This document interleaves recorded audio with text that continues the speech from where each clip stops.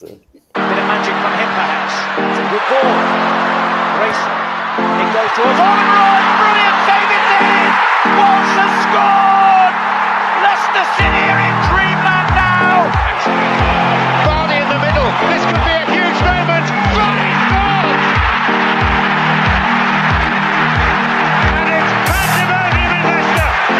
Mahrez with his left. Albrighton with his right. It is Mahrez. It's a good ball in. Morgan's there. It's in. Leicester City score! It is a captain's goal from Wes Morgan, who lifted the Premier League trophy in May. He might have played a big part now in taking Leicester City through to the quarter-finals of the Champions League. Lift the trophy to the skies. Leicester City are the champions of the Premier League. 5,000 to 1.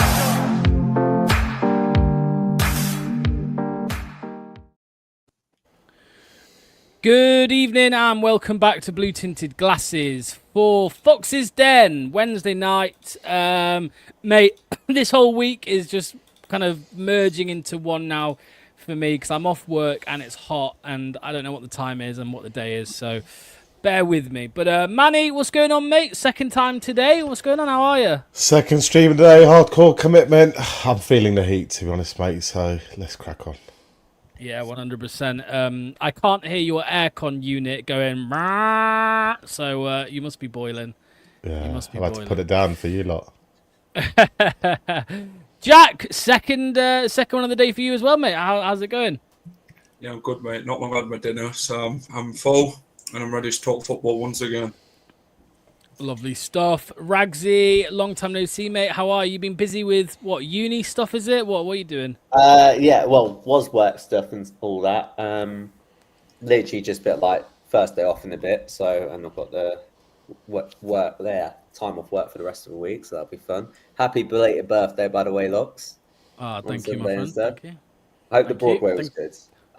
Oh, mate, it was banging. I called Ragsy out. He was like, "Oh yeah, Broadway's amazing." I went, "Well, I'm here, come for a pint," and he never showed up, did he? Didn't show up. What a letdown. I know. I was gutted. I was like, it's so far away from me. Well, 3 kills as well. It's because he knows he would have had to end up buying around, that's why.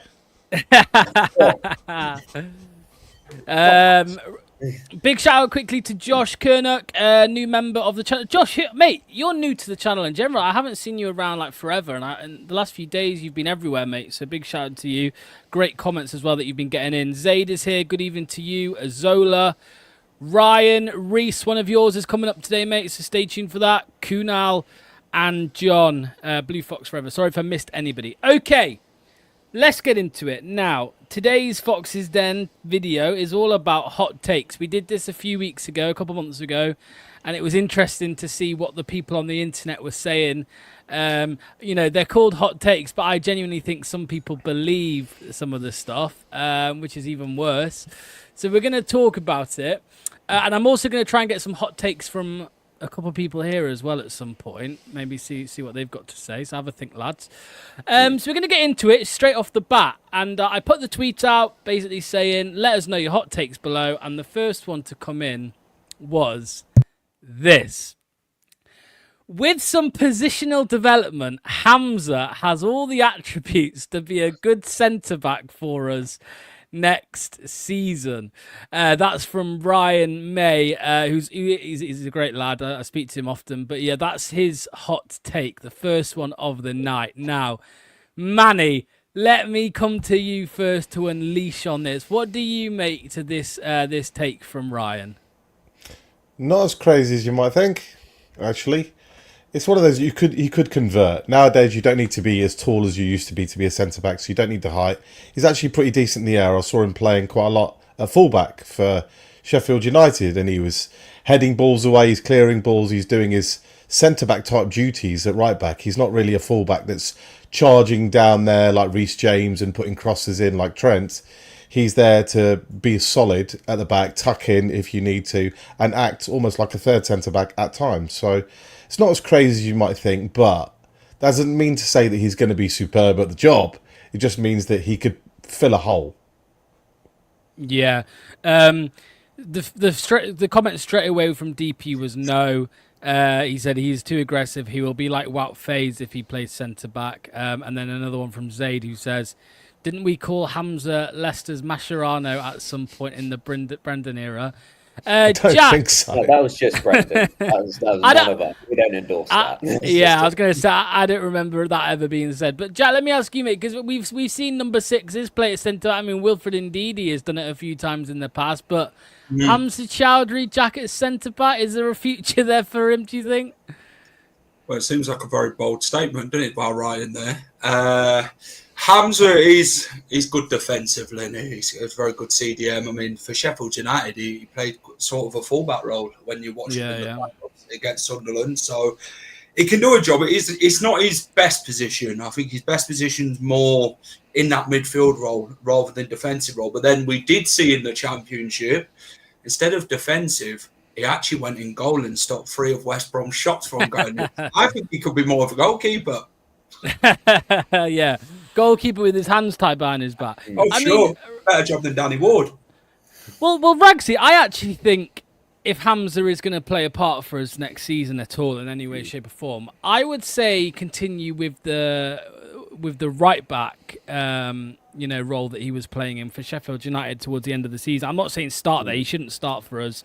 But I just don't think he's good enough on the ball to be a midfielder. Like, I know he was deemed quite promising when he was younger. You know, he's played quite a few Premier League games for us, and he's had his loans as well to like Watford and now Sheffield United. But why not right back? I think centre back's too far, Ragsy. But why not right back, mate? I think if we are going to keep him, I think utilise him as a right back that can invert into the midfield. And I'm not comparing the two because they're completely different players here. But if you look at Trent, for instance, it's to sort of showcase his qualities when he's on the ball and his crossing ability, and he can invert into midfield and be that sort of playmaker role. And with Hamza, it's like, he is tenacious, and I do admire it. And he, when it comes to interceptions and stuff, and he has qualities there that can at least aid other teammates to dictate possession. Like, he's not exactly like a huge influencer on the team, but he can at least contribute. But the reason why they used him in these roles with Trent, and when you look at it with Hamza and stuff, when you look at them with their separate qualities, it's to cover for their lapses in concentration. Like, they can, if you isolate them just to deal with somebody on the left wing, one-on-one, like, he can at least do a job and marshal that pretty well. When you start putting him into midfield, or you leave him as a centre back and they've got to have eyes in multiple places and stuff, he just not have the capabilities to go ahead and do it. So midfielder, just no. Centre back is just an even worse idea. He has to sort of be the sort of starting point for the attacks and stuff. It's just an absolute no. Right back, inverting into midfield, that's fine with me, but nothing more than that. I mean, yeah, Planet Earth references the absolutely disgusting first half of football that we saw away at Newcastle this season, where him and Skipp started together, and they put in a combined number of tackles of 0. So that was a stinker of performance. Just finally, let me ask you, Manny. Joe says good championship squad player Hamza Choudhury is. He can be utilised. Now, you're very harsh on Hamza in the sense that maybe what you were saying about Thomas earlier, that yeah, maybe he can do a job in the championship, but I just don't want him because if we were to get promoted again, he would be useless, basically. Same thing with Luke Thomas. Been here for 5, 6, 7 years. In 5, 6, 7 years, you've had how many chances to make an impact in training, make an impact when you get an appearance, to try and solidify that. Dewsbury Hall came in after these guys, put his imprint on the team, became a regular, stamped his authority on that. That's my position. I'm good enough to take out that role and move forward with it. Hamza's, is he midfield? Is he playing right back? Can he cover centre back? Is he on the bench? Is he on loan? The one thing that's consistent, he's not in the first team regularly. Never really has been. So he's still worth 5 to 8 million, perhaps, something like that. Take that 5 to 8 million and try and improve your first team. We've got problems in other positions. If we've got a third choice right back, because we've got JJ, actually fourth choice right back, because we've got Woyo, JJ and Ricky who are going to play there ahead of him.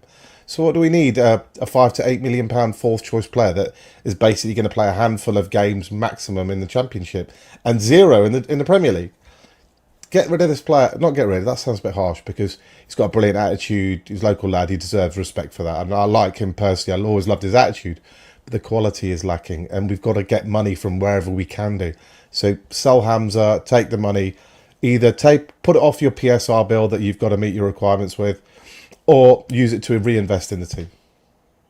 Yeah, and I was going to say, wherever he does go, if he did leave, he would need a lift there because he's banned from driving, isn't he? So he'll need a lift over to his next club.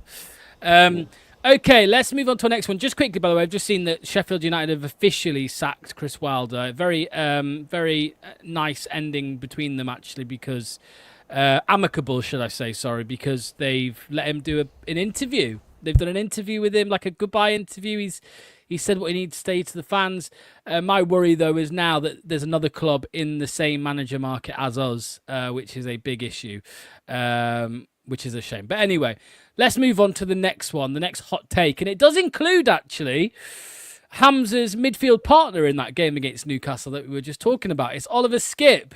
So I'm looking forward to seeing this one. And it does say Oliver Skipp will be a regular starter in the midfield all next season. Soumare, Ndidi and Winks future all in question. Now, I don't think this is massively a hot take, because I suppose if we do lose Winks and Ndidi and Soumare, then we are literally stuck with Oliver Skipp. I don't know if this guy here is saying that he thinks it's a good thing that Oliver Skipp will be a regular starter in the midfield next season. But Manny, I'll let you take this one first before I go to Jack and Ragsy, because I know you feel so strongly about this. So what you're saying is, if we lose all of our other midfielders, Oliver Skipp will start. Yeah, I mean, that seems like a fairly sensible thing to say. We've got nobody else who can play in a position, then he would start. But if all the others remained, or if some of them remained, or if any others arrived, he doesn't start. Now, you guys working on the assumption that it's going to be Skipp and Winks and we're going to hose that league with those two, I don't subscribe to that. I'm just not convinced by this player at all. You're making assumptions based on a league 4 years ago in a different team, different situation, pre-injury Skipp as well. That's the thing. It's not just that he's 4 years older and he's the same player. He has had at least one, fairly decent injury that's affected him. So I don't work on that premise. This is another situation I just mentioned with Hamza. He's probably valued a bit higher than Hamza. So you're looking at what, 8 to 12 million? Somewhere in that range, I would think, that you could probably sell him with. But his wage is a lot higher than Hamza as well, by the way. It's significantly higher. Another player I'd sell and generate money and use that money to, again, reinvest in the team and get different players in. Jack, Planet Earth says he's currently fourth choice out of 5. I'm guessing the fifth is... Who's the fifth? Hamza? I don't know. But yeah, fourth, fourth in the standards at the minute, Jack. I mean, what does that say for Leicester? That we could be starting with him next season when and the awful season he's had, how we've overpaid for him as well. It's a worrying thought. That's the problem. We've dug ourselves in and we've got a bed and we need to lie in it, to be honest. We've paid over the odds for him, £20 million plus £5 million bonuses, and who's going to pay 20 million quid for him? I can't see that very much. But Whitefast, the best centre-back in the partnership Premier League's ever seen. I think Krusty the Clown would do a better job, mate, if I'm honest with you. But I don't know about Whitefast. Where was we? Oliver Skipp. I don't rate him. I did say, though, he's a championship player at best. He did well at Norwich when he was there in the championship. If we do go on to sell Ndidi, Soumare and Harry Winks, he probably will be the starter, let's be honest. But then if we do decide to bring better midfielders in for the championship, he's not going to start, is he? I think he'll be a bench warmer more than anything. But I don't see him being a regular starter depending on if we actually sell all these players. Well, Leicester City, if you are watching, we did do a midfield scouting report last night. So if you need some ideas to who to replace Oliver Skipp, they're there. So no, he's got 4 years left. He's got 4 years left on his deal. So what do you want to do? Are you going to give him a new deal at any point in his Leicester City career? Are you going to? Rudkin will. No, We don't know. In an We don't efficient know. world, he's not going to get a new contract. So after 2 years, he's going to have 2 years left in 2 years. That means he's likely to run his contract down. No one's going to buy him with 2 years to go. He's already going to be worth next to nothing. They'll say, look, I can pick him up for next to nothing. So with 2 years to go, he's not even worth 5 million in the open market. So for a small window of time, i.e. the next 2 seasons, he still has intrinsic value because he's got a length on his contract, but it's the wages that are going to kill us. He's on 55 grand a week in the Premier League, so it's going to be a 30% reduction. What's that? 5 and 15. So he's on just 39,000, 40 grand, call it, in the Championship. That is basically your Championship limit, ceiling of what you really want to be playing, your very best players. Is he the best player, one of the best players in the squad? Is he likely to lead that squad? I don't think so. I agree. The player that we found yesterday, I would sell Skipp for 5 to 8 million, and that's roughly the price that one of the players that we recommend yesterday, Mamadou Sangare, was going to cost. Except when we sell Oliver Skipp, you're going to get next to nothing. But if Mamadou Sangare transpires to be the player that we think he's going to be, you've got a £50 million player in your hands. So, Well, Ragsy, it's crazy. Crazy to keep him, in my opinion. Ragsy, friend of the channel, Jacob Horsfall. I hope you had a nice holiday as well, mate, in Malta. But you not think Skipp as a lone six works in the Championship? Physically strong at that level? I'm not sure. Physically strong, and strong technically. I would say in the Championship, obviously we've seen it with our own eyes last season. We saw absolute stinkers drop down to that level and perform. But go on, Rags. I'll let you have your say now on Skipp. Yeah. Mate. Listen, I'm kind of with Manny and Jack here. Like, this has just been a disastrous signing, and ultimately we're dealing with the morons that brought him in to try and get him out of here. So let's face it, we're stuck with him. I wanted to give him the benefit of the doubt. I'm like, okay, you know what? He's at least energetic. Let's see with his attributes and stuff. Maybe, if Wilfie's on the way out, if Samari's on the way out, then maybe he could be the contingency plan moving forward. You give him a run in the team, like after we got been relegated and stuff. And I didn't really have any sort of expectations from him. I just wanted him to kind of come in and do kind of what Hamza does, really. That's kind of what I'm expecting. And yet even then, he's just way below the par of what Hamza brings. Like, it's just the run towards the end of the season that he had was absolutely abysmal. The Forest game, my God, man! Like, honestly, and he's had a few different runs in the team as well, hasn't he? Like during the course of the season, which one of these runs has he impressed? Odd additions into, like, when he got partnered with Hamza against Newcastle, and I'm just like, he literally can't do. All he could do was a short pass 5 yards backwards or sideways. He did score a disallowed goal. That's about the highlight of his season. Yeah, well, brilliant. Yeah, that's about it. Highlight reel. Yeah, that's great. Yeah, that's wonderful. That will boost up our value for him 100%. So, I mean, and that's the point. He's playing for us when we were horrendous this season, and he can't even get on the bench at times for a team that's playing. A team can lose 16 of 17, and you can't get on the bench for that team. I mean, and it's not just the floor for us. That was the thing. I was just like, I literally couldn't care less, and I'm watching him play, and I thought, like, okay, let me see what he's actually up to and stuff, and what he's trying to, like, implement himself into the game. Let's see if he actually tries and gets on the ball, and let's see what he can do. Just because, I'm just intrigued for what he can bring for next season. And my God, it's like. But what does he bring? Boys, can I ask you, what does? Well, I was going to say, what does he actually bring? Go on. Well, I was speaking to a Spurs fan the other day, and I said, like, mate, Daniel Levy, he's fucked us over with the Oliver Skipp, and he went, mate, your club is fucking dumb. Like, what are you doing paying 20 to 25 million? That's the worst part, by the way. If we'd somehow have stayed up, I believe it would have been 25 million, right? But it's 20 as it stands, 20 million. It was 25 with incentives and stuff if we stayed up. So what does he bring? I think the fact that we can't answer that shows everything you need to know, doesn't it, Jack? That we can you sit there and say what he brings to the team? I would say energy. I think he brings energy, and I think that's about it. He brings energy. He does bring energy. Hamza brings more than that. Does he bring energy at that Newcastle game with zero tackles in the entire game? Yeah, but I'm saying he brings energy. He does bring energy, but do you mean Lucozade energy? Those bottles that the sub brings on to give to the players. He's only useful until you start running around like a headless chicken. Exactly. I'm agreeing with you, Ragsy. But Jack, can you answer that? What does he bring to Leicester? Not a lot. I don't think he's that quick, to be honest, when watching him. The only thing I think he will bring is a nice bottle of cold beer to the bloody team barbecue that they'll be having in the summer. Apart from that, that'll probably be the best thing they've actually highlighted of him this season, because I don't think he's been good at all. You know, you've talked about Oliver Skipp's money situation with Tottenham seeing Leicester coming.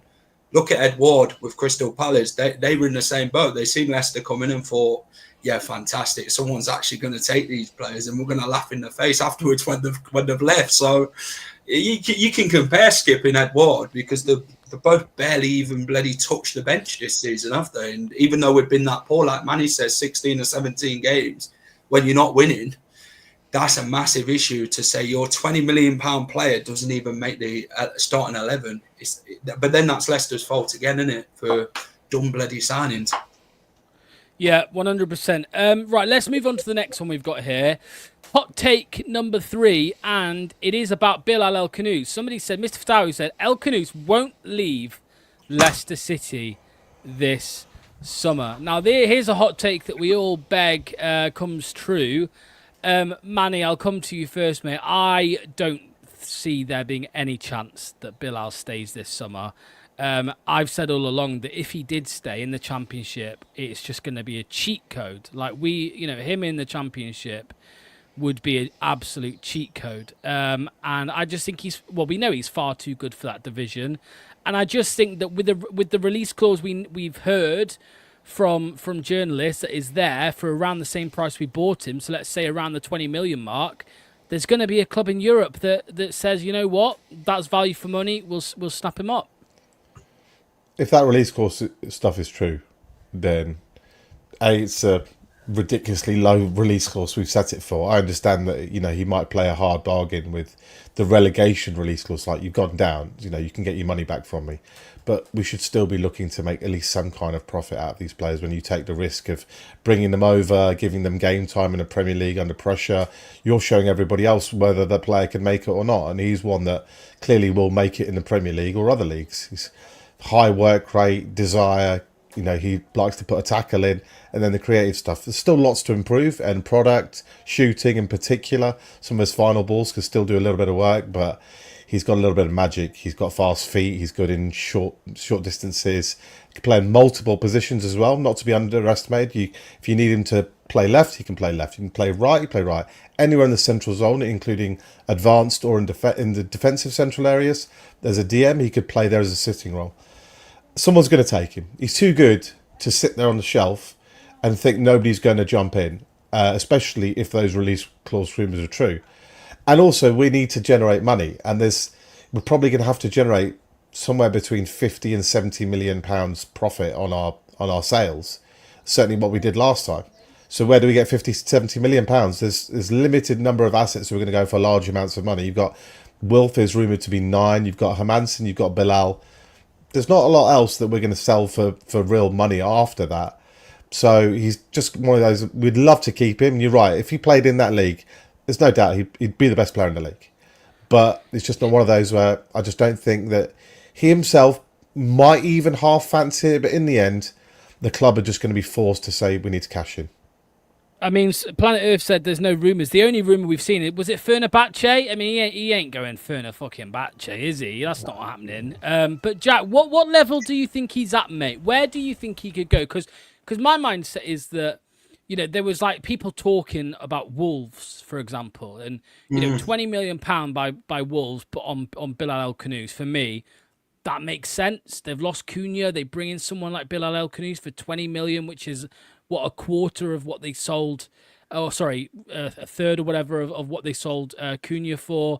But then even if I look higher, an Arsenal, 20 million quid from Arsenal, for me, that's pretty risk-free. He comes in, he can develop, and if he's not really that good later down the line, then they can get rid of him. But what do you think his level is, Jack, right now?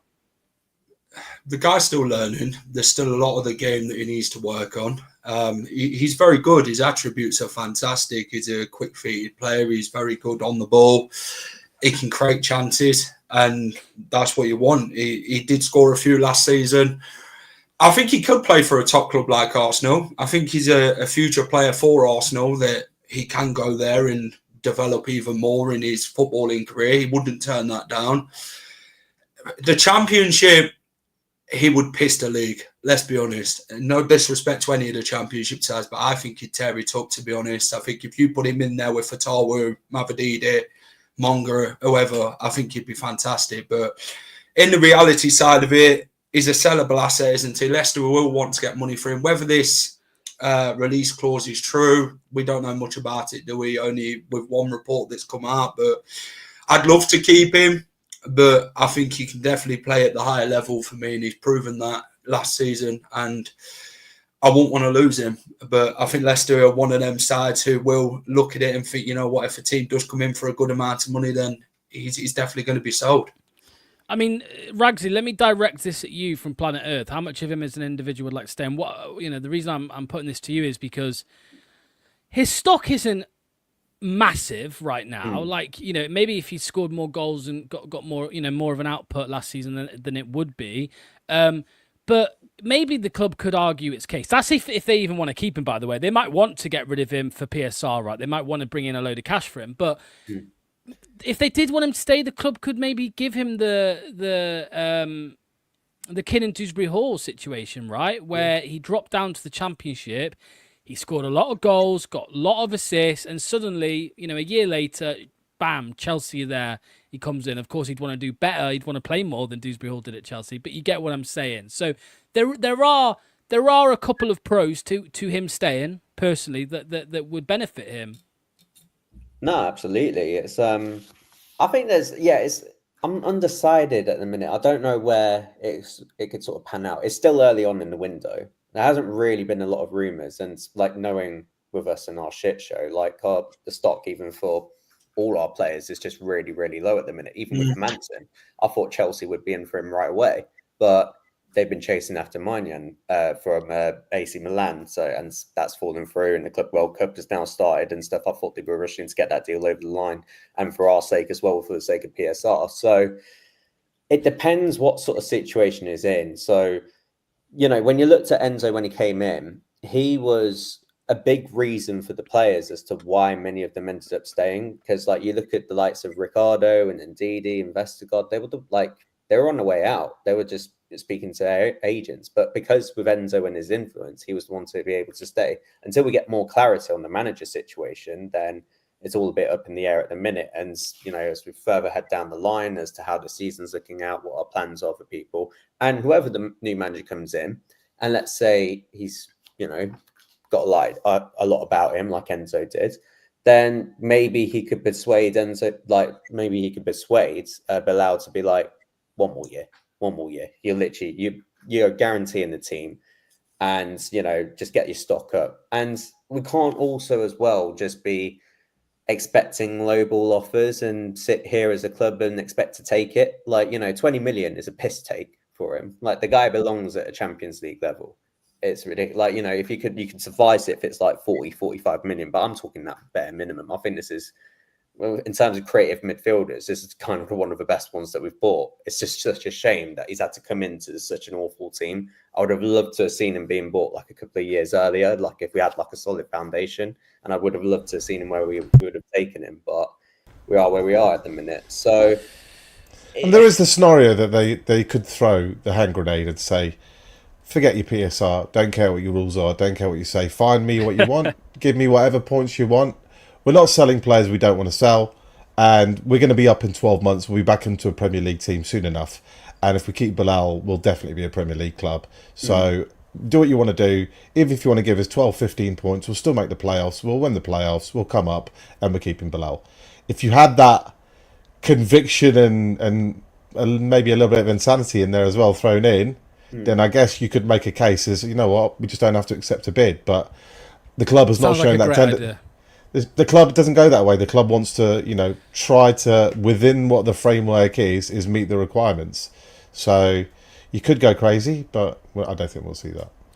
Let's move on to the next one. Failed, so I'd rather them just be stubborn to a point anyway, and just be like, you know what, we're not taking these piss take offers and stuff, and we're just going to wait for an actual proper offer for you to entertain us with. So, and yeah, it might piss off Bilal initially, it might piss off Hermansen, but like at the end of the day, if we're hit with like a registration embargo and we're like, well, look, we, even if we wanted to replace him with the money that we can't, that we get in, we'll be unable to, because we'll be under jurisdiction by the EFL. So we don't have the power. So what's the point of us getting the money now when we can't go and reinvest that into the team right now? So why not just wait a year until that all subsides, and then you move on and then reinvest the money at another time, especially when you get more after all this shit show is over. Yeah. Well, let me move on to this next one. So this has been doing my head in, by the way, right? This next thing, I keep seeing it everywhere, and it's winding me up. Okay, the first time I saw it was on Leicester Fan TV, so that's when you know it's going to be a bad opinion. Okay. But right, let's move on. And then it was on Jack's channel last night, not from Jack. It wasn't Jack. Jack disagreed with it. Okay, so Jakub Stolarczyk. Jakub is a better overall keeper than Mads Hermansen.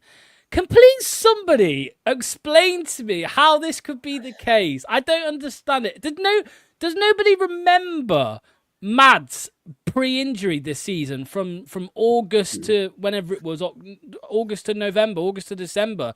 He is the reason that we look back on Steve Cooper's time now as not really that bad, because he kept us in so many games. I mean, Manny, I'm going to come to you first. Jakub better than Mads? Because we love Jakub.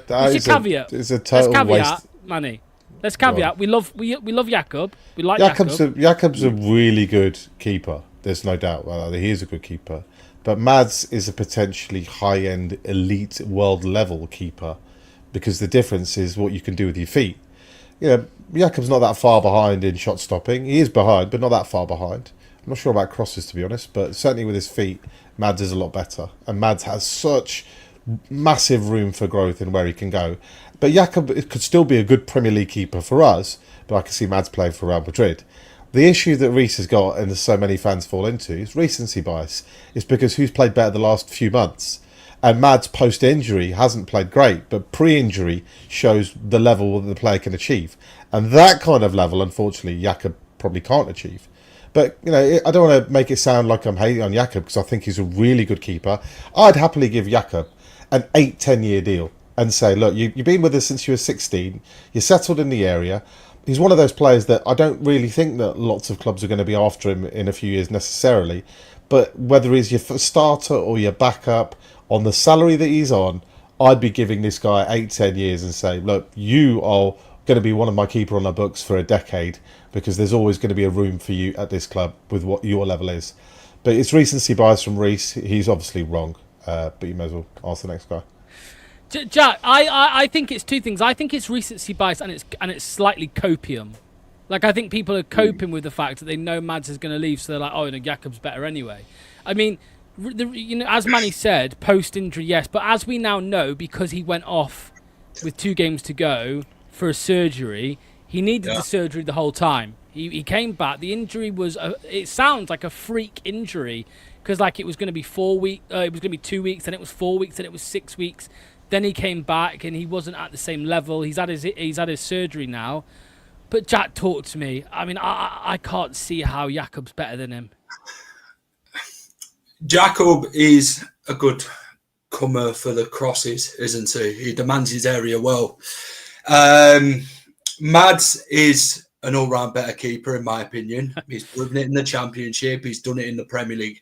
The guy saved 13 shots at Arsenal and was one off from the all-time saves in the Premier League in one match, by the way, which would have been 14 if they'd gone and won it in. But like King of Leicester says, he's good at organising his defence. He speaks a lot to his defence, doesn't he, Mads? He is a good shot stopper. And pre-injury, were fantastic. One of the best keepers in the league. And I think, a form-fit Mads Hermansen would go on to play for a bigger club. Jakub is good.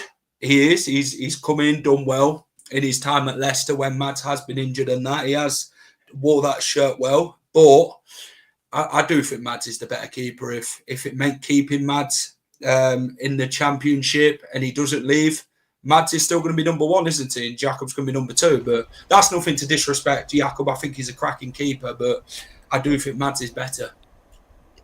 Just on whether opinions can be right or wrong, I mean... Oliver Skipp is a better DM than Rodri. Is that opinion right or wrong? Right. Tip that, please tip that. Sorry, I was gonna try and make a Ragsy haircut joke then actually, but I won't after his reaction last time.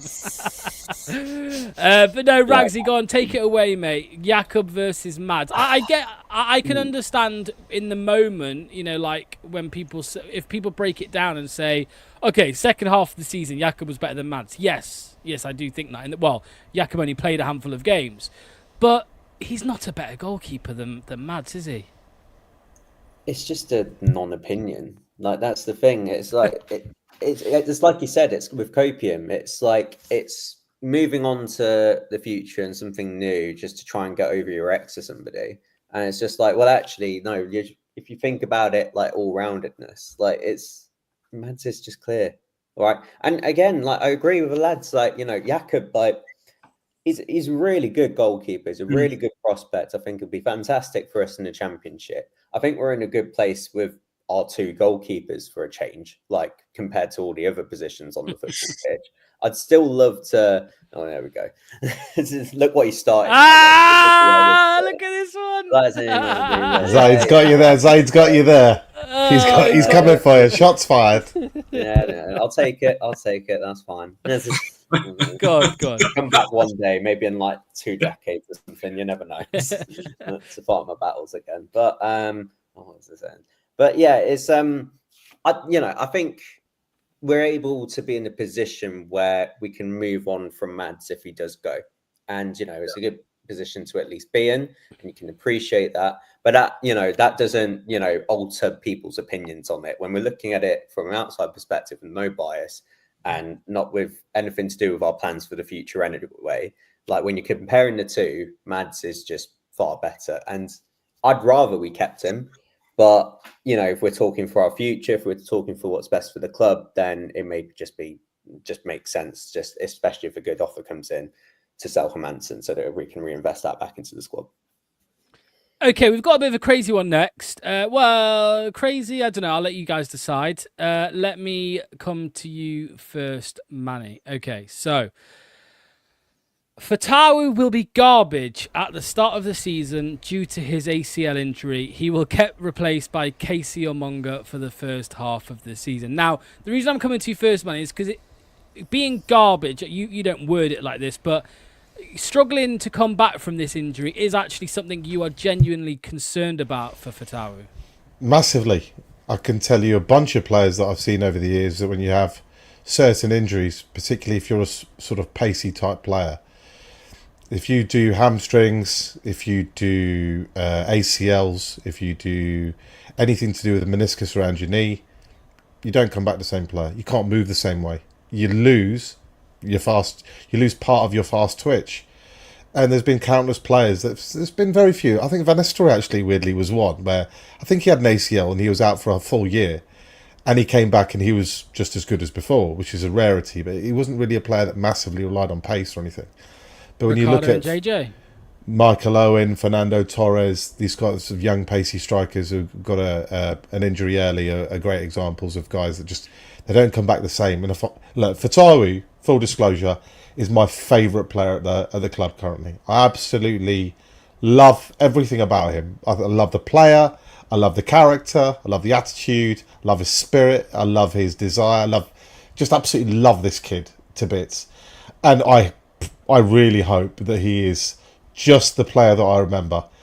But because of his player type, that ability to beat a man over the first 5 yards, there's something simple, drop a shoulder, knock the ball past the fullback, sprint, you'll overtake him, you're much quicker. Can he do that first part? He'll still be able to do the trick, probably, maybe not quite as fast, but that acceleration over that first 5 metres, which I talk about so much, so crucial, particularly as a winger. Very big concern whether he'll come back. I know it's a slightly different story, but a mate of mine played rugby for Tigers and for England and British Lions as well. He did an ACL. He had to retire at 28. Some of the Tigers fans out there might remember Harry Ellis. Brilliant player, really excellent pace, fantastic talent. England, 29 caps, won leagues and European Cups with Leicester Tigers, played for the Lions. At ACL injury, he had to end his career at 28 years old.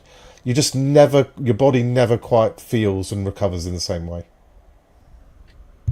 Yeah, Jack, Manny mentioned some players there that struggled to come back from ACLs. And, I mean, we've got two, haven't we? Justin and Ricardo Pereira.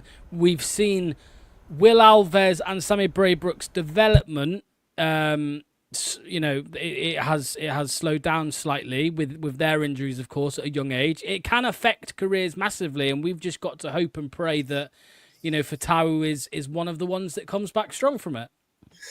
Yeah, we've seen what Seagrave can do to players when they've gone injured the first time and then not come back the same player the second time, and then seem to be out for quite a bit. But I think Fatawu will be strong.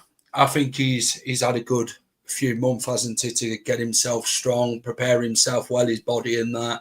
Pre-season's going to be key to see how good he can be and getting back into the shape of things. Fatawu, I think he'll start him next season. As your best winger. Who's going to start him? And which manager? Whichever manager it is, I definitely think he'd go with Fatawu. But I think Monga, his favourable position, centre attacking mid. I think the only one who could really start ahead of Fatawu, if you're not going to rush him back in too quickly, is McAteer, because he'll play on the right wing. But yeah, Fatawu, I think will come back stronger. I think the guy is very good mentally in how he puts his posts and that, and the way he's been enjoying his training and that. And I think this is it. You've just got to hope and pray he can overcome this type of injury, because it's never easy in football when you do get that first injury. But let's just hope he'll come back the player we knew he was before. But then Steve Cooper fucking dropped him and that, didn't he? And didn't play him at all. And when you don't play your best players and they've got real good energy in that, you can get injured, can't you, if you're not playing consistently? And I'm not saying it's Steve Cooper's fault, but I do think Fatawu should have been starting a lot more last season. There's another worry is sorry, just to jump in, is that when you do get a big injury like that, you kind of find that other injuries come afterwards. One starts the trend. Wolf got his first bad one, then he had 3 years in a row. Ricardo gets one, he gets another. JJ gets one, he gets another. Wesley Fofana goes out for a year, comes back, he's out for another year, he comes back, he's out again. The cycle starts, the body, like I said, never recovers the same. The only two hopes that I have, or three hopes I should say, is firstly he's really young. And he's, healthy, in great shape. His body was in good shape before then. Number two, there's been massive developments in particularly stem cell research. I'm not a doctor, but from what I understand, the developments in that area have been astronomical over the last 10 years. So maybe using players from the 90s and 2000s isn't quite the best example. And three, it depends on which surgeon you choose. They always used to talk about, I think his name was Richard Stenson or something like that. He was the American expert knee surgeon. Anybody in the world who got a knee surgery, the best players would go to him because his work was the finest that there was. So I don't know who's done his surgery again, but if we had an excellent surgeon, his body is willing, then there's real hope. But if he's just a bit unlucky, then we may never see that brilliant player again. Can I ask Ragsy, one thing? Say that again, mate. Can I ask one thing for Ragsy? Yeah. I've got a question for Manny. Do you think it's the club rushing them back too early, Manny? Do you think that's what it is? They're not doing the full course. The club are just desperate because the players haven't been good enough who have been playing the game. So they think, we need to get this player back as quick as possible. Do you think that's been the problem? With Fatawu? No, every like player that's injured over the course, the Mavadidis, Ndidis, Ricardo's, Justin's and all that. I don't think, unless there's real pressure from the manager saying, I need this guy back, back. I think these days teams understand that if you bring a player back a bit too early, you're going to have a bigger problem on your hands generally. I don't think players really play through injury like they used to. That's why players used to retire at 32, 33. Nowadays, they take care of themselves more. But the recovery is a lot better. Medical science has improved a lot. And we've got Seagrave, don't forget. I know sometimes people ask, why the hell did we spend the money on that place? But one of them was medical recovery. All the cryo units that they have there and the rest of the latest tech to be able to bring these guys back sooner or later, although it seems that we were kind of in better shape under Dave Rennie in the old days, in terms of injuries. Yeah. Why he left the club, right? You know why he left the club, Dave Rennie? Remind me. he told Rodgers that his training sessions were too intense and that he needed to stop, basically change it because there were going to be injuries. And Rodgers basically said to the board, "It's me or him," and they got rid of him basically. That's what happened to Dave Rennie. If nobody knew that, no, Ragsy. I mean, Manny said that Fatawu is his favourite player, and I think a lot of people, I think majority of Leicester fans would probably say Fatawu is their favourite player. And as Manny said, because of the player himself, but the character. You see him last season in the title, the title win, all the fucking dancing and all of that, all the videos. Are you worried? Are you concerned that maybe we won't see that same Fatawu ever again? Yeah, it is a big concern for me. I mean, you don't know. I know medical advancements have gone pretty well. Like, it is good timing that he should be ready for preseason. And, it does help to an extent that, there is Casey, who is more than capable of starting right wing as well. But the problem is with him is that he's quite injury prone as well. So both of them are out, then we're a bit stuck there. I just think we can't overload him and just sort of rush him back. Yeah, obviously if he's back to his best and stuff, then yes, absolutely he needs to be in the first team because he's just amazing, and he will be amazing in the Championship. And being at that level and starting week in, week out in the Championship will definitely help him too. But when it starts to, Manny's alluded to this, it's it's the follow-up injuries. It's, your muscle is significantly weaker than the other to the one you got injured and stuff. And you're going to be subject to hamstring injuries and sort of muscle tears and stuff like that later down the line. It's, and that's at the minute, there's not really a lot with medicine that you can really sort of do about it. So it is just a slow adaptation to get himself back to his best. So it is going to take a few years, unfortunately. But, you just got to stick with him and just ensure there's enough options on the right wing that we could at least suffice with it over that time. Right, moving on to the next hot take. Actually, before we do that, Chris Wilder was officially announced as sacked at 7:00, and 35 minutes later, they announced Ruben Sellers as their new manager, who was sacked by Hull in May. Maybe Manny, we will just touching on this with all of you. Maybe Manny, when we do finally hear something, it might be a similar situation in terms of they've had all this time to sort out what's going on. So we'll have a kind of back-to-back announcement. Ruud sacked, 45 minutes or an hour, whatever, 4 hours, doesn't really matter. New man in. I maybe I have no idea if they have someone lined up or when they'll announce it. But the point with Wilder that I take is 3 months ago or something like that, we were having debates about 2 up front and 4-4-2 and get it up to the big man up top, and he'll knock it down and someone else will pick up the pieces. And I remember us saying in the BTG chat group that before the playoff final, it was Sunderland youth fast twitch fibres in a 4-3-3 against Wilder traditional 4-4-2. Now, I'm not going to rub that in, the fact that they lost, even though I told you that they would lose. And I think you might have said that they were going to win. But the point is, they've changed tack. Are they? Imagine that was Dyche for us. Now they've got their Dyche in Chris Wilder. Have they chosen to carry on Chris Wilder's work for the same style with similar players? They've gone, no, let's get a Spaniard in who did a semi-okay job at Hull. Well, actually might have even done a bad job at Hull. Well, he took over when they were bottom and he kept them up. Yeah, so. Okay, fair. It's a decent job. But what they have chosen to do is go in a different direction again. They've gone for young Spanish, relatively unknown. So this is becoming not just the Premier League. You've got Martí Cifuentes as well. You've got these guys who are coming in, and foreign coaches are taking over. And this is one of the higher rated, believe it or not, English managers out there. And he's just got the chop too. So the lesson shouldn't be get Chris Wilder on our shortlist. Please God, that is not the lesson. The lesson is that they sacked the guy twice because in the end, what he did wasn't not good enough. Ragsy, anything to say, mate, on that one? Quick turnaround for Sheffield United. They've taken, what was it, 3 weeks nearly from the playoff final. Disappointment. They've sacked Wilder and they've brought in Sellers, Ruben Sellers, Wow. whatever his Revelation. name is. I've never known a club to just do that. I just can't imagine in reverse what it would be like. And that's the thing. You sit here and say like, oh, it's over this time. They must have something behind the scenes. Well, considering their track records, they don't. Look at when we sacked Brendan, and that was after an international break, and it took like 2 games for us to have an interim in charge, and then we eventually stumbled upon Dean Smith and his team just to band them all together like some Avengers and stuff and try and hope that they get us over the line. They didn't.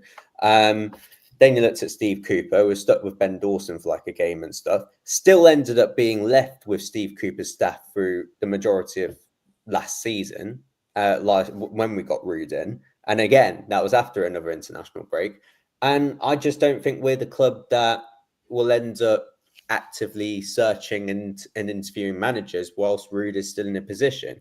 It will have to be whatever they decide on Ruud, and if they do sack him, then they will start actively researching and interviewing. Like they may like put in little sort of like hinters and stuff to managers through their agents and all that, but in terms of actively interviewing and say, do you actually want the job and stuff, those conversations aren't really going to be had yet, in my opinion, with this club. I don't think that's how they roll. So I think it will be a bit of a delay for whatever happens with Ruud, and then after a few days, up until pre-season starts, that we actually may get a new manager in, if we do at all. Can I raise a point, Lance? Just one sec. I wanted to just ask Jack. I mean, Jack, Ruben Sells sacked by Hull. Sheffield United, clearly they're going to want promotion this season. Of course, that will be their aim. What do you think to that move? It's relevant. They're going to be our rivals next season, Sheffield United. What do you think to that appointment from them? He did well at Reading when he was at Reading with the funds that he had available, and another Danny Rose situation at Sheffield Wednesday where he's had to work with minimal resources and that. Bad ownership again, Danny Rose and Sellers at Reading. So he went to Hull. He did a decent job, kept them up by the skin of their teeth, let's be honest. They said they had a lot of injuries and that, which they had to work with. I don't know. I physically, it's a different direction again, in it, from Wilder ball to Ruben Sellers ball. They like to keep possession, Ruben Sellers. I just don't. I don't know why Hull got rid of him. Really, I think they probably could have kept him. To be fair, and gave him the transfer window and built his own squad. Well, they sacked Rosinha, didn't they? They sacked Rosinha. I think they've regretted that ever since. Yeah. They've seen how poor these managers have been since he's been sacked, and they thought, yeah, we're not going to get him back. He's gone to Strasbourg and doing great things there. So Danny Rose, that's what Clibo's talking about. Again, didn't take the Middlesbrough job. He didn't want the Wolfsburg job. They ended up going for someone else. Why did they go for someone else is the big question. Is it the case that he has got something agreed with another club regarding he knew the transfer embargo situation at Sheffield Wednesday and what's happening there? Is it the fact that he'd go and talk to other clubs and see if they want him still? And could Leicester be very much looking at that on July the 1st if Ruud van Nistelrooy does end up getting the sack? Yeah. Yes. I wanted to raise the point, though. We spoke a while ago about, I did anyway, and I know that we discussed it on a wider side, is that Pep's disciples, there was a bunch of them that were out there in the market at different clubs.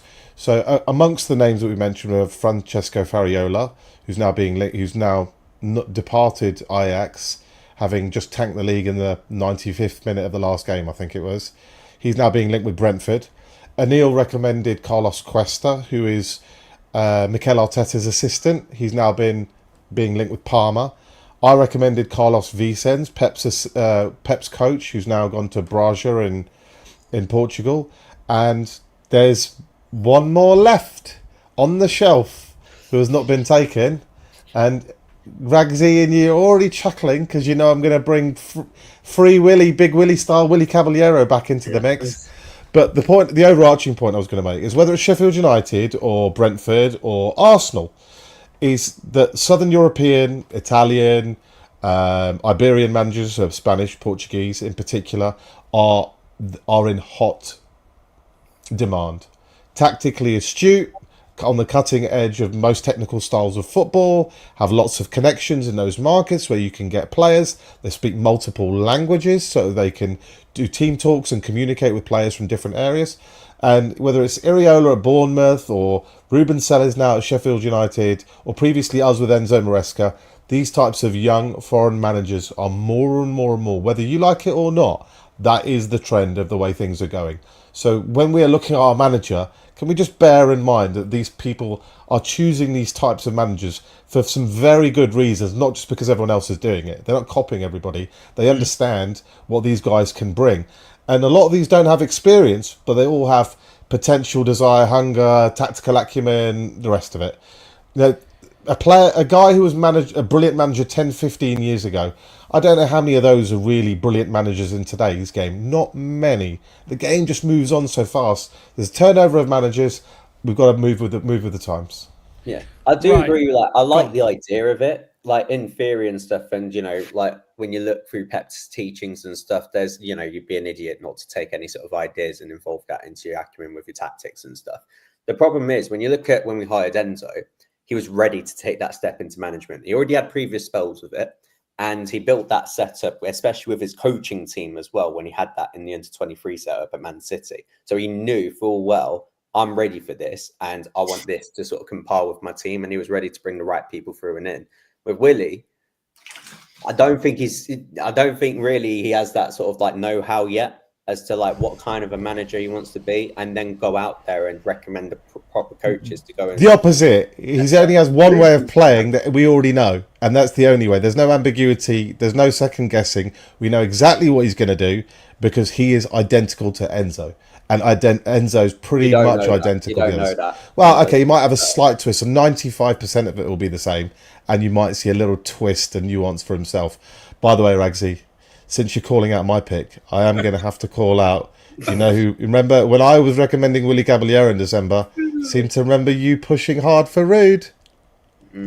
Pushing hard for Ruud. So look, you made the same points then as you're making now. I was going to say it could be worse. Zach's in the chat. He wanted Des Buckingham. So there we go. Yeah, no. Right, I want to move on to the last hot take here that I've got here, and it is about Ruud van Nistelrooy. Zach says Ruud isn't a bad coach. He's just an arrogant prick. This isn't really a hot take. Ruud isn't a bad coach. He's just an arrogant prick who can't let go of his ego. If he had compromised his ego, he could have started right players on right position. What do you make to this one, Manny? Do you agree with what Zach said here about Ruud? Nope. Do you think he is a good coach, or do you think he's just a bag of shit? Well, with us, it's not worked clearly. Oh, bye, Jack. By the way, Jack had to jump. Jack had to go. Yeah. It's not with us. Obviously, been poor. And to be fair to Ragsy and others, with PSG, he was okay. And you know, maybe in the future he will find the right environment, the league. I think that's quite important with Ruud. I'm not convinced what he's trying to do is the Premier League way, but I think it might well work in Germany or somewhere slower.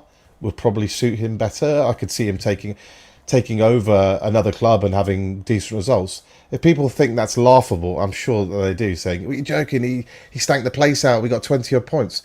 Pretty sure Vincent Kompany got 20 odd points with Burnley, and then the following season won the league with Bayern Munich. A lot of the time is, does the manager match the players that you have, the environment and the style? And there is an argument to say that Ruud is always operated at a high level environment, whether it's PSG, Man United or Real Madrid. He's never been in relegation battles. Well, how does he know how a relegation battle feels or works or how players react to it? His standard is always going for the upper end of things, trying to win trophies and be the very best you can be. So there's so many stories of ex-players, particularly really good ones, who just, you know, whether it was Glenn Hoddle, Roy Keane, maybe even Ruud, they just can't work out that there are players out there who can't perform at the level that they used to perform and their teammates used to perform. And they'd say, no, this is what I want you to do. This is how you do it, bang. They go, I can't do that, boss. I'm not Ruud van Nistelrooy. I never was. So I don't know if that is the case with Ruud, but I wouldn't be surprised if he did have some success somewhere down the line. And as far as him being arrogant, I think that's, again, probably an unpopular opinion. I think he's carried himself with dignity. He hasn't been throwing his toys out the pram like Brendan was for the last 6 months. He didn't cry and moan about not having any funds in January and saying, look, what did you expect? You didn't give me any money to work with. He could have handled things in a very more public or, obvious way that he was annoyed. He kept his mouth relatively quiet, just said the standard right things. Our problem was never with the words; it was always with the actions, particularly with team selection. Particularly, I'm going to give these kids a lot of chances, and then they get 5-10 minutes, or in some cases 1 minute at the end of a game. And you're thinking, that's not what you said, Ruud. Let me go to Ragsy. Ragsy, what do you think to what Zach said about Ruud? Ruud isn't a bad coach. He's just an arrogant prick who can't let go of his ego. If he had compromised and started the right players in the right position. I mean, you could kind of say the same thing about Cooper to an extent. So when, he's the one that never really sort of compromised on what he really knew. And then he still kept on persistently playing the wrong players in the wrong positions and not starting the players that we all wanted to see. And that was the thing. I do have sympathy for him. And I'm not saying that just because it's my choice and stuff. I'm just looking at the setup that he was brought into, the environment that he was brought into. And there's no way as a coach he would have been able with this squad to fulfill the style that he wanted to pull off in this league. And, I think that's down to the squad first and foremost, but also he's got to take a bulk of the responsibility as well. When it comes to his demeanor, when it comes to going out in press conferences, and yes, he was kind of half-hearted. He sort of brushed it under the carpet and stuff and wanted to kind of move on. But I think he put on that he was a lot more versatile than what he actually was. So when we were hearing the right things and we were hearing the right ideas that he wanted to bring, but then for whatever reason, when it came to the team selections and stuff, he never actually put that into action. So that's the really annoying thing for me. And I think for a manager, I can't, as much as I wanted it to work for him, I can't sit here and get behind the manager that's not like trying to implement his style and what he knows. And I just think he just didn't have that full commitment to us. So he doesn't have that passion to go and invigorate change into this team. And I know it's with a really poor standard of players, but you got to try and make options out. You got to try and find internal solutions and stuff, like kind of what Arteta is trying to do. And you got to try and use the youth, mold them in, take the hit, and being like, okay, you know what, we're down anyway, so it's just like we may as well just go out there and at least express ourselves in the way that I want to envision this team. But he never really saw that, and he's had enough opportunities to go and at least try and implement his style, and I think he's failed to. So that's the real disappointing thing for me. This adds another role to the director of football job. Thank you, Borat Khaleesi, for that. I don't think. We can surmise that a player is like this because, for example, Wout Faes, you guys don't like him because he throws his arms up on the pitch after he's made a mistake and starts looking around when it's clearly him who's to blame. We don't know these players personally. I bet you most of them are actually pretty decent guys. I've never heard of particularly anyone acting, like they're a, Mr. Big Time around the place and behaving like a knob and telling everybody else to F off and disregarding the rules or anything like that. It's always generally been done with, relative respect. I think that's the kind of club that King Power generally run. And they must do some kind of homework into character and stuff, at least some. So I don't really think we have a huge problem in that kind of area myself. So, I wouldn't go overboard trying to criticise people based on what you see on a football pitch on a Saturday in an emotive environment when 30,000 people are screaming at you and at least 2,000 or 3,000 of them, if not more, depending on home or away, are giving you dogs pelters all afternoon. You're going to get riled up. You're going to act differently. You're going to not be yourself. So the personal tax is, although occasionally amusing, particularly when Luke does it, and it's good for views and it's good for hits, in reality, we haven't got a Scooby-Doo about anything of these individuals personally. So, we should, as much as I'm also to blame at times, we should try and restrict criticism just to their football. Right, we're going to end it there. Criticism doesn't come about after a short-term flash in the pan and stuff. It's you'd say it in the moment and stuff when you criticise, being like, "Oh, how'd you miss that? Or why are you doing that sort of mistake and stuff?" You say You're that, a donkey. but we move past that. Yeah, you can at least move past that, and we as fans can sit here and at least assess a player's development in terms of the whole season. And you're right, we don't know what's going on behind the scenes. I've heard there's a few of them are really nice people and stuff, which is but. Footballers, I'm sorry to say, are typically arseholes because money does change people. So when not all of them, Ricky, Vardy. I mean, yeah, there are a few. There are a few that have good morals that that would show loyalty and, you know, appreciate everybody around them and stuff like a Jamie would have done. And then you get the likes of a Vestergaard that just sort of continuously take liberties out of us. But like, that's just people and that's just everybody in society and stuff. So it's just like, it's not like, you know, it's a whole different world in like football and stuff. It just mirrors society as it is. Yeah, look, I know Locks wants to wrap it up. There's a couple of things I want to say. I know it's hot as hell, right? But this is where someone like Abdul, off his own personality, has, you know, should be teaching the other guy something. Abdul takes his camera on the pitch, does his little videos of jumping around, showing the camera, showing him as dancing in the dressing room with his music, you know, showing his positive attitude, willing to do media bits with bands and stuff that the club set up. People will lean themselves towards Abdul because they can connect with him. They love the enthusiasm. They get to see an insight into his personality because he allows you to see his personality. I think sometimes the players and their advisors, their agents should be telling them, do you know what? We need to go on a charm offensive with the fans and win the fans on side. You need to do a sales pitch to the fans. Let's see what you're like as a person. Let's see how much you want it. Release the odd video, you know, of you working or you're on the pitch and doing that. And the second point that really supports helping give us an insight, not just into the players, but the characters off the pitch, what their roles are, how they work together, what the structure is one of my favourite ideas of the season is still, we need to do our own Netflix Prime Video documentary for the club. Let's get to know our squad. Let's get to know our young kids. Let's get to know these people. And you can monetize it. You can monetize it in a big way. I think Tottenham's last deal was 25 million a season, and that was like 4-5 years ago. So presumably, as numbers have gone up, you're going to be looking at 35-40 million pounds a season in the Premier League. That's not to be sniffed at when it sells the best of your club around the world and gets people knowing the name Leicester City in Argentina or Australia or Afghanistan or any other country I can think of that starts with an A.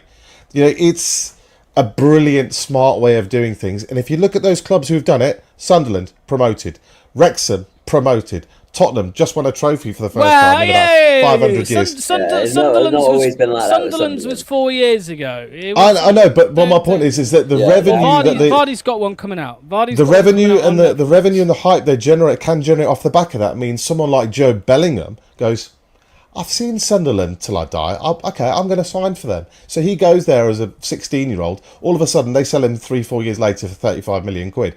Part of that documentary will have played at least 1% of the decision of these people to sign for that club, because that's how you learn about the club, particularly if you're from abroad.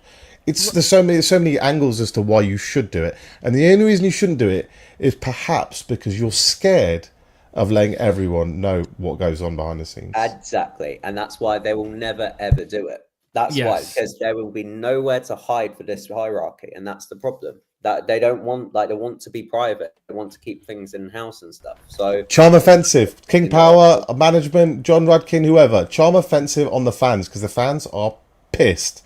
A charm offensive. Convince them that you are going to be able to take the club forward in the right way moving, this season and beyond. We're done. Right, just a couple quick shout-outs. If you don't remember from yesterday or anybody wasn't here, you can now vote. Sorry, not vote. You can now nominate BTG on the Football Content Awards. If you just type in Football Content Awards or just check our Twitter, you can nominate us if you feel like it. And we are focusing on the category of Best New Content Creator. So if you do enjoy watching BTG, then please feel free to head over there and nominate us. I think you just need our name and kind of the link to the YouTube, really. If you don't like watching BTG, then what the fuck are you doing here? Do you know what I mean? So anyway, and finally, if you Manny, have you got your little mug there with you, mate? Do you know what? I shouldn't say this online, but I dropped it off to the wife for washing up. I'm gonna get penalties for that. For that. It is downstairs. Sorry, but it's all right. My next order has shipped, so in the coming few days it should arrive, and so I will have my Fast Twitch Fibers t-shirt. I've got my BTG t-shirt. I've got my BTG hoodie coming along. There's no chance I'm putting the hoodie on because it's hot as damn hell where I am. I assume the same where you guys are, but do you know what?